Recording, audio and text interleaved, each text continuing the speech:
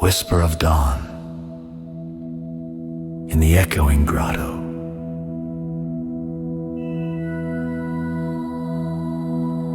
I, the awakened silence, in the cavernous embrace of the whispering grotto, the world lay blanketed in a serene silence that only the breath before dawn could weave shafts of moonlight, thin and translucent as a spider's web, trembled through crevices above, casting faint silvery patterns upon the stone floor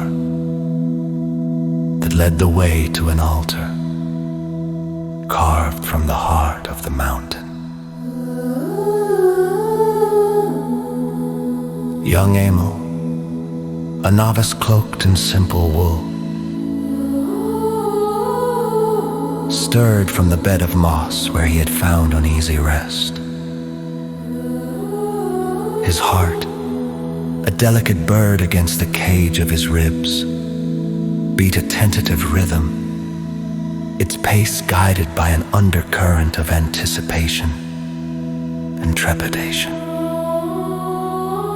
Today marked the dawn of his vigil, a rite of passage whispered through generations, a prayer not just for himself, but for the world beyond the grotto's shadowed arms.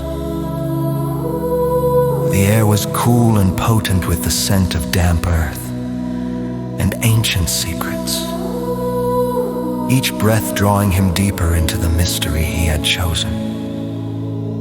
To embrace Emil gathered himself with care, each movement deliberate, as though the act of rising was itself a kind of worship. As the first tendrils of light began to unfurl along the eastern ridge, they crept into the cave like curious children, turning the darkness golden. The world outside was awakening, its heartbeat resounding through the stone, a gentle yet insistent thrum that guided them all toward the altar. He knelt before it, his fingers brushing the cold, smooth surface that bore the marks of countless devotees. The altar was a tapestry of devotion, etched with symbols and figures, prayers and thanks that had weathered the passage of time. A candle flickered nearby, its flame a fragile hope against the looming shadows, casting a warm glow that danced upon Emil's features, illuminating the earnestness etched into his youthful face. Emil bowed his head, his sparse words a single thread in the vast fabric of supplication. Saints of stars and soil, he began, his voice soft yet resonant in the grotto's acoustics. I thank you for the light you gift us each new day.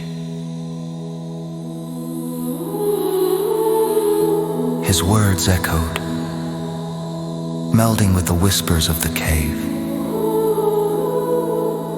each reverberation a promise, a pledge of understanding that light and darkness were but two faces of the same coin.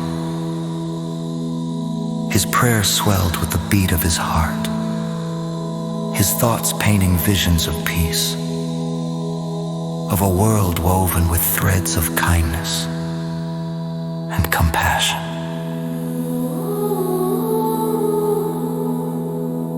As Amal's prayer rose, something in the air shifted. A subtle change, like a leaf turning to reveal its hidden hue. The light at the cave's mouth grew brighter, more insistent, spilling into the depths with a fervent grace that felt almost tangible. Within this expanding brilliance, a figure began to coalesce, woven from the very light that drenched the cavern. She was neither young nor old, mortal yet ethereal. Her presence an embodiment of the peace Amal sought. To kindle with his quiet devotion, the figure, the saint of dawn, Emil realized, held out a hand towards him, her touch cool and comforting, like the first breeze of morning. Your prayer, she said, her voice a melody woven of light and kindness, is a beacon in the world's darkness. It is heard. Tears welled in Amel's eyes, not from sorrow, but from the profound sense of unity, of belonging that flowed through him. Here, in this sacred intersection of light and stone, his solitary vigil had become a communion with something greater, something eternally hopeful. The light softened, easing back toward the threshold of dawn. The saint of dawn remained for a moment longer, her smile a benediction, before dissolving back into the light, leaving Amal alone with the lingering warmth of her presence.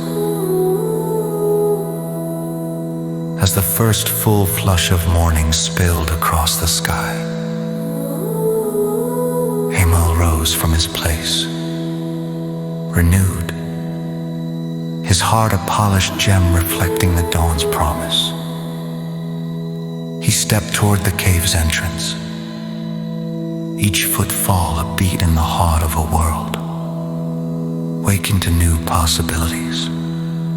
Outside, the sun reigned over a horizon painted with colors that defied reality, each shade a personal promise of the potential held by every new dawn. He breathed deeply, the air now fragrant with the rich bouquet of life beyond the cave. Amal understood that the